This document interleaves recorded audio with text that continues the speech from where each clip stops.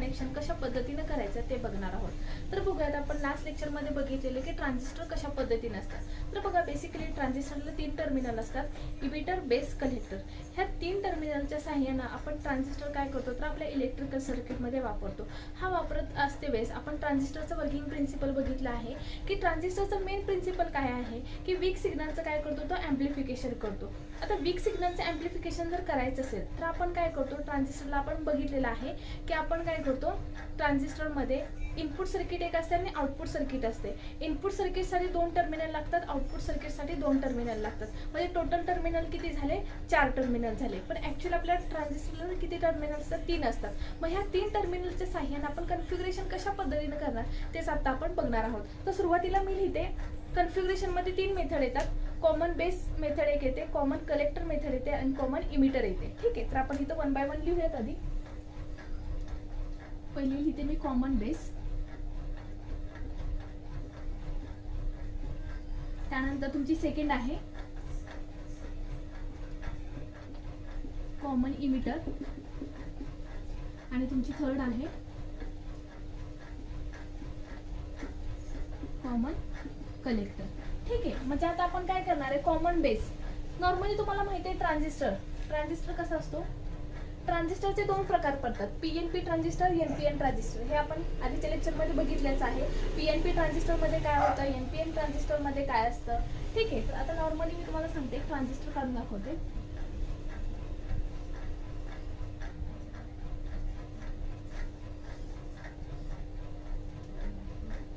हा तुमचा काय आहे तर तुमचा कलेक्टर आहे, हा तुमचा आहे बेस, ठीक आहे, आणि हा तुमचा आहे इमिटर।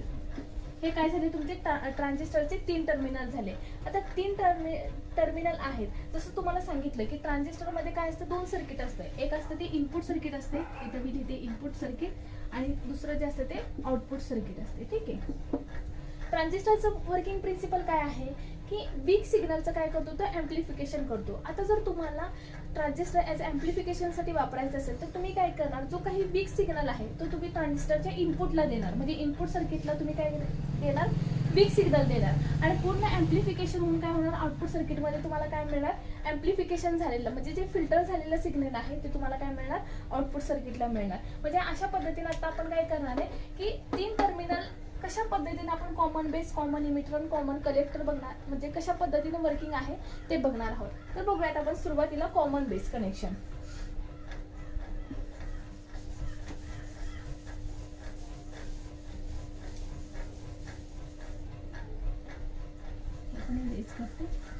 कॉमन बेस बघूयात आधी आपण। तर कॉमन बेस बघायचा आहे तर आपण आधी सुरुवातीला बेसिक डायग्राम काढूयात पीएनपीचा। आपण काय करूयात, कॉमन बेस कनेक्शन बघूयात आपण पीएनपी। ठीक आहे, तर आपण काय करूयात, कन्फिगरेशनची डायग्राम काढूयात। हे आपण लास्ट लेक्चरमध्ये बघितलेलं आहे कशा पद्धतीनं असते ते। ठीक आहे, पीएनपी किती टर्मिनल आहे, 3 टर्मिनल आहे। ठीक आहे, आपला जो पहिला आहे तो इमिटर आहे, दुसरा आहे आपला बेस, आणि जो थर्ड आहे तो आपला कलेक्टर आहे। ठीक आहे, आता बघा हा ट्रान्झिस्टर जो आहे तो कुठला आहे, पीएनपी आहे।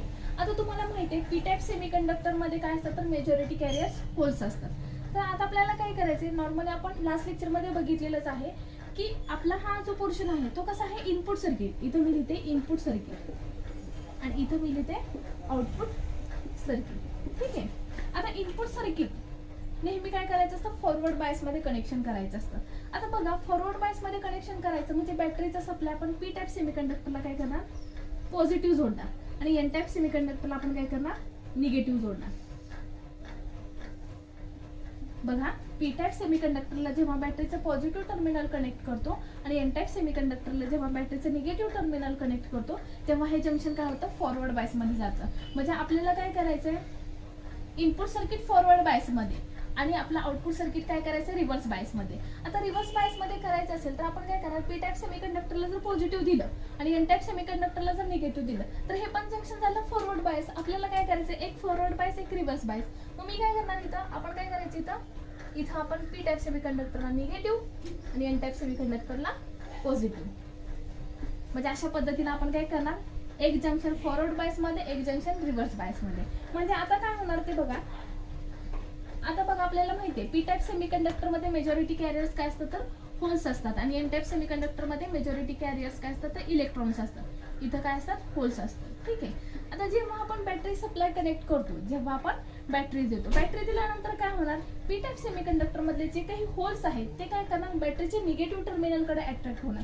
आता बॅटरीचे निगेटिव्ह टर्मिनल कुठं आहे, इथं आहे. म्हणजे इथले जे काही होल आहेत 100% होल पैकी काय होणार, 5% होल काय होणार, इथं ड्रॉप होणार. इथं ड्रॉप होणार, ह्या इलेक्ट्रॉन बरोबर काय होणार, ते मिक्सअप होणार, कॉम्बिनेशन होणार त्यांचं, आणि राहिलेले 95% जे होल्स आहेत ते काय होणार, इथं पास होणार. ठीक आहे. आणि अशा पद्धतीनं काय होणार, बॅटरीच्या निगेटिव्ह टर्मिनलकडे हे सगळे होल्स अट्रॅक्ट होणार, आणि जेवढे पण इलेक्ट्रॉन्स आहेत या जंक्शन मध्ये ते काय होणार, बॅटरीच्या पॉझिटिव्ह टर्मिनलकडे अट्रॅक्ट होणार. आता बघा इथं आपण बघूया की इथं आपलं काय आहे, नोड आहे. इथं आपण काय म्हणतो, नोड अनालिसिसच्या सहाय्याने आपण काय करणार आहे, इथं फ्लो होणारा करंट फाइंड आउट करणार आहे. तर बघा इथं काय आहे, निगेटिव्ह टर्मिनल आहे, इथं पॉझिटिव्ह टर्मिनल आहे. जसं तुम्हाला सांगितलं की होल्स काय होणार, ह्या जंक्शन मध्ये जाणार, या जंक्शन मध्ये गेल्यानंतर 5% इथं ड्रॉप होणार, आणि राहिलेले काय होणार, पुढे पास होणार. इथं आपला बेस करंट फ्लो होणार. आता इथून जो फ्लो होणारा करंट आहे तो कुठला असणार, आपला कलेक्टर करंट असणार आहे. आपला कुठला आहे, कलेक्टर करंट आहे. आणि आपले जे फ्री इलेक्ट्रॉन्स आहेत ते पुन्हा काय होणार, आपल्या इमिटर करंट या बॅटरीकडे फ्लो होणार. म्हणजे इथून येणारा जो इमिटर करंट आहे तो काय होणार, या बॅटरीकडे फ्लो होणार. म्हणजे अशा पद्धतीने जर आपण नोड अनालिसिसच्या सहाय्याने जर फाइंड आउट केलं करंटची पोझिशन, तर कशी आपल्याला मिळते, IB प्लस इथून येणारा करंट कसा आहे, प्लस मध्ये आहे IC, आणि इथून रिव्हर्स मध्ये जातो निगेटिव्हला, म्हणून आपण काय करतो, इथं IE लिहितो. म्हणजेच बघा इज इक्वल टू 0. म्हणजे आपण इथे हे इक्वेशन सॉल्व करूयात.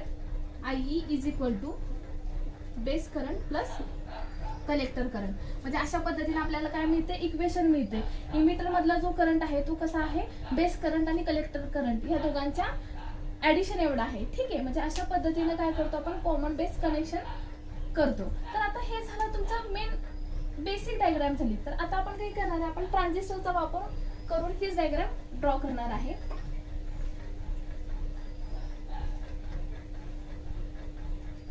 PNP आहे ना,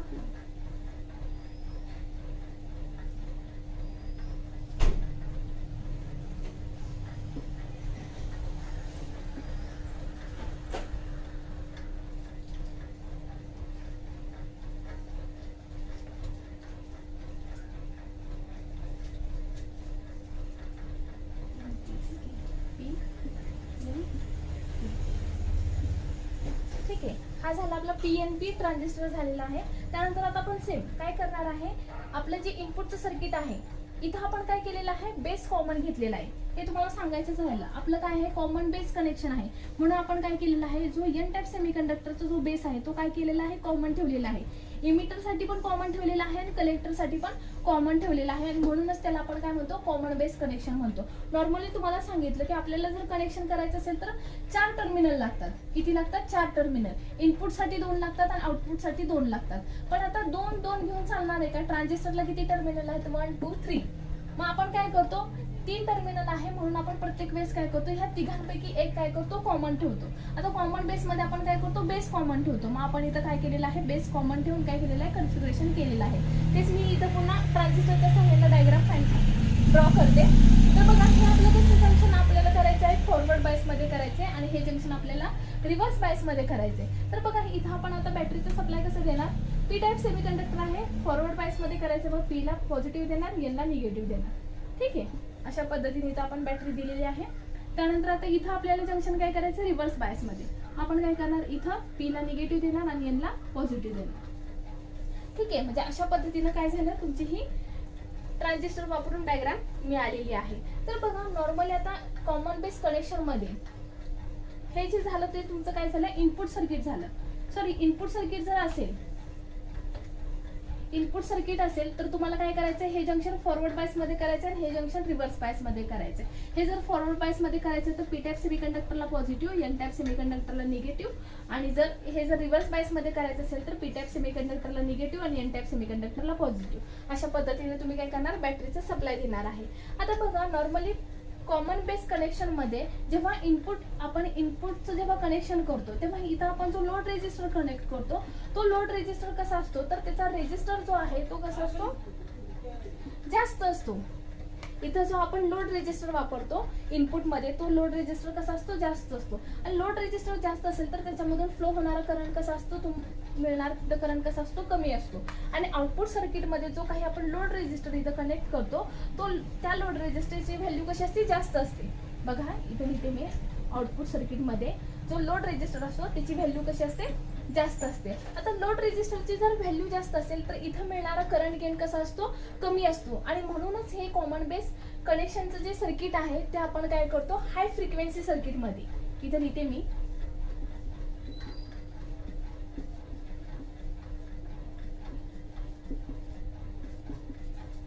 बघा कॉमन बेस कनेक्शन मध्ये आउटपुट सर्किटचा लोड रेजिस्टर कसा असतो, जास्त असतो. आणि लोड रेजिस्टर जास्त असल्यामुळे आपल्याला इथला जो करंट गेन आहे तो कमी मिळतो. आणि करंट गेन कमी असल्यामुळे आपण काय करतो, हे सर्किट काय करतो, हाय फ्रिक्वेन्सी सर्किट मध्ये यूज करतो. आता हे झालं कॉमन बेस कनेक्शनचं. सेम आता आपण काय करणार आहे, कॉमन इमिटरचं कनेक्शन बघणार आहोत. तर बघा आता आपण कॉमन इमिटरचं कनेक्शन बघणार आहोत. तर आपण बेसिक डायग्राम काढून घेऊयात. जसे आपण कॉमन बेस साठी PNP आडवी डायग्राम काढली, तीच आपण कॉमन इमिटर साठी काय करूयात, उभी डायग्राम काढूया. ठीक आहे, उभी काढली तरच आपल्याला काय करणार आहे, करायला येईल, व्यवस्थित कनेक्शन करायला येते. आता मी हे जे काढते ते कुठलं सर्किट काढते, PNP. ठीक आहे, PNP. आता बघा इथं मी तीन टर्मिनल देते, 1 2 आणि 3. पहिला आहे आपलं कॉमन इमिटर आहे ना, मग इथे मी कलेक्टर नाव देते. ठीक आहे, हे जे आहे आपलं इमिटर आहे आणि हे जे आहे तुमचं बेस आहे. ठीक आहे, तर आता आपल्याला काय करायचंय, इमिटर कॉमन ठेवायचे. इमिटर काय करायचंय, दोघांसाठी पण कॉमन ठेवायचे. इनपुट सर्किटला पण इमिटर कॉमन पाहिजे आणि आउटपुट सर्किटला पण इमिटर कॉमन पाहिजे. म्हणून मी काय केलेलं आहे, अशा पद्धतीने डिझाईन केलेलं आहे. तर बघूयात आता आपलं इनपुट सर्किट हे काय आहे, तर आपलं इनपुट सर्किट आहे. तर बघा इनपुट सर्किट आपण नेहमी काय करतो, फॉरवर्ड बायस मध्ये करतो. म्हणजे आपण कनेक्शन कसं करणार, एन टाईप सेमीकंडक्टरला निगेटिव्ह आणि पी टाईप सेमीकंडक्टरला पॉझिटिव्ह. ठीक आहे, हे झालं तुमचं इनपुट सर्किट झालं. आणि आउटपुट सर्किट काय करतो, नेहमी रिव्हर्स बायस मध्ये असतो. मग आपण काय करणार, पी टाईप सेमीकंडक्टरला निगेटिव्ह आणि दोन्ही साईडला पण पी टाईप आहे, पण आपण इथं काय करणार, इथं निगेटिव्ह आणि इथं पॉझिटिव्ह देणार. मग हे काय झालं, जंक्शन तुमचं रिव्हर्स बायस मध्ये. इथं लिहिते मी फॉरवर्ड बायस आणि हे झालं तुमचं रिव्हर्स बायस. ठीक आहे, मग इथं मी नाव देते,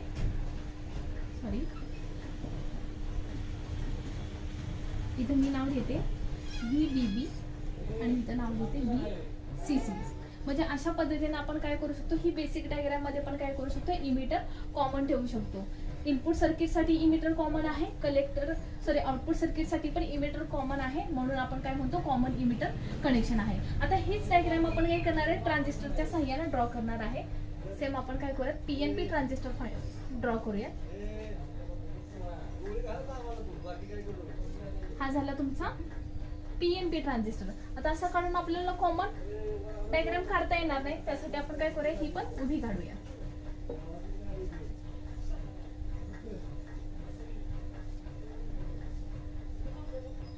ठीक आहे, आता बघा सेम मी काय केलेलं आहे, याच्यासारखंच ही पण उभी डायग्राम काढलेला आहे. याला नाव देते मी कलेक्टर. हे आहे तुमचं बेस आणि हे आहे तुमचं इमिटर. ठीक आहे, आता आपण काय करणार, इनपुटचे जे सर्किट आहे ते काय करणार, फॉरवर्ड बायस मध्ये. आपण काय करणार, इथं सेम ट्रान्झिस्टर कुठला आहे, PNP. हे आपलं काय आहे, इनपुट सर्किट आहे. मग पी टाईप सेमीकंडक्टरला पॉझिटिव्ह, एन टाईप सेमीकंडक्टरला निगेटिव्ह. म्हणजे इथं एन ला निगेटिव्ह, पी ला पॉझिटिव्ह. हे काय झालं, फॉरवर्ड बायस मध्ये झालं. आणि आता इथं काय करणार आपण रिव्हर्स बायस मध्ये, पी टाईप सेमीकंडक्टरला निगेटिव्ह आणि एन टाईप सेमीकंडक्टरला पॉझिटिव्ह. हे झालं तुमचं रिव्हर्स बायस मध्ये. म्हणजे अशा पद्धतीने आपण काय करणार, ट्रान्झिस्टरचा वापर करून काय करणार आहे, ही कनेक्शन डायग्राम काढणार आहे. आता सेम आपण काय केलेलं आहे, कॉमन बेस सर्किट ड्रॉ केलेले आहे. फक्त याच्यामध्ये काय केलेलं आहे, इमिटर जो आहे तो आपण काय केलेला आहे, बेस साठी कॉमन ठेवलेला आहे, कलेक्टर साठी कॉमन ठेवलेला आहे. आता आपण काय करणार, आपल्याला ज्या सिग्नलचं अँप्लिफिकेशन करायचंय त्यामध्ये आपण काय करणार, जो वीक सिग्नल आहे तो वीक सिग्नल आपण इथे इनपुटला देणार आणि ज्या सिग्नलचं अँप्लिफिकेशन करायचं ते ऑटोमॅटिक तुम्हाला आउटपुटला काय होणार आहे, अँप्लिफिकेशन झालेलं सिग्नल मिळणार आहे. तर बघा आता इथं मी लिहिते, इथं हे जे आहे ते तुमचं इनपुट सर्किट आहे आणि हे जे आहे तुमचं आउटपुट सर्किट आहे. ठीक आहे. आता ह्या इनपुट सर्किट मध्ये जेव्हा तुम्ही एखादा रेजिस्टर कनेक्ट करता, इथं मी लिहिते लोड रेजिस्टर. ठीक आहे. आणि इथं पण मी काय करते, एक लोड रेजिस्टर कनेक्ट करते. आता बघा इनपुट सर्किट मध्ये मी जो काही लोड रेजिस्टर वापरते त्या लोड रेजिस्टरची व्हॅल्यू जी असते ती कशी असते, जास्त असते. ठीक आहे. त्यामुळे इथं जो मिळणारा करंट आहे तो कसा असतो, कमी असतो. आणि आउटपुट सर्किट मध्ये जो काही लोड रेजिस्टर वापरतो आपण, लोड रेजिस्टर आउटपुट सर्किट मध्ये, ठीक आहे, आउटपुट सर्किट मध्ये जो काही लोड रेजिस्टर वापरतो त्याची व्हॅल्यू कशी असते, कमी असते. आणि जर लोड रेजिस्टरची जर व्हॅल्यू कमी असेल तर तिथं मिळणारा जो करंट असणार तो कसा असणार, जास्त असणार. रेजिस्टर आणि करंट इनव्हर्सली प्रोपोर्शनल असते, हे आपण लास्ट मध्ये पण बघितलेलं आहे. Resistor is inversely proportional to the current. Resistance जास्त असेल करंट कमी होणार, रेजिस्टन्स कमी असेल करंट जास्त मिळणार. ठीक आहे. म्हणजे आता आउटपुट सर्किट मध्ये आपला लोड रेजिस्टर कसा आहे, जास्त व्हॅल्यूचा आहे, सॉरी लोड रेजिस्टर कसा आहे, कमी व्हॅल्यूचा आहे आणि म्हणून इथला जो करंट आहे तो आपल्याला जास्त मिळणार. म्हणजे याचा अर्थ काय की कॉमन इमिटर कनेक्शन मध्ये आउटपुट सर्किट मध्ये जो काही करंट मिळतो, जो काही करंट गेन आहे तो कसा असतो, जास्त असतो. आणि म्हणून या सर्किटचा वापर आपण कशामध्ये करतो रे, ऑडिओ फ्रिक्वेन्सी सर्किट मध्ये करतो. इथं मी यूज लिहिते त्याचा, ऑडिओ फ्रिक्वेन्सी सर्किट मध्ये आपण काय करतो, कॉमन इमिटर कनेक्शनचा वापर मोठ्या प्रमाणात करतो. हे झालं कॉमन इमिटर कनेक्शन. आता आपण यानंतर बघणार आहे कॉमन कलेक्टर. ठीक आहे. कॉमन कलेक्टर मध्ये काय करणार आपण, सेम इथं आपण चेंज करूयात, हीच डायग्राम आपण ठेवूया तिथं. पीएनपी जसं तुम्हाला सांगितलं की मी पीएनपीच तुम्हाला सांगतेय. तर आता आपल्याला काय करायचंय, कॉमन कलेक्टर ठेवायचे. इथं आता आपण बघूयात, हा कलेक्टर आहे आणि हा तुमचं काय आहे, इमिटर आहे. आता आपल्याला काय करायचंय, कॉमन कलेक्टर म्हणजे हे पण चेंज केलं पाहिजे. ठीक आहे. कॉमन कलेक्टर, कलेक्टर काय आहे, बेस साठी आणि इमिटर साठी पण कॉमन आहे म्हणून आपण इथं काय केलेलं आहे, कॉमन कलेक्टर ठेवलेला आहे. तर बघा सेम आपण काय करणार, हे जंक्शन फॉरवर्ड बायस मध्ये एन ला निगेटिव्ह, पी ला पॉझिटिव्ह, इथं सेम पी ला निगेटिव्ह. हे तुम्ही कनेक्शन असं जरी केलं तरी काय होणार आहे, हे जंक्शन तुमचं रिव्हर्स बायस मध्ये जाणार आहे. ठीक आहे. हे झालं इनपुट, हे झालं आउटपुट, बेस आहे, इमिटर आहे, कलेक्टर आहे. आता बघा हे झालं कॉमन कलेक्टर. आता इथं पण आपल्याला, इथं जसं आपण काय केलेलं आहे, कॉमन इमिटर ठेवलेलं आहे. आता आपल्याला काय करायचं, कॉमन कलेक्टर ठेवायचं. मग डायग्राम आपल्याला चेंज केली पाहिजे.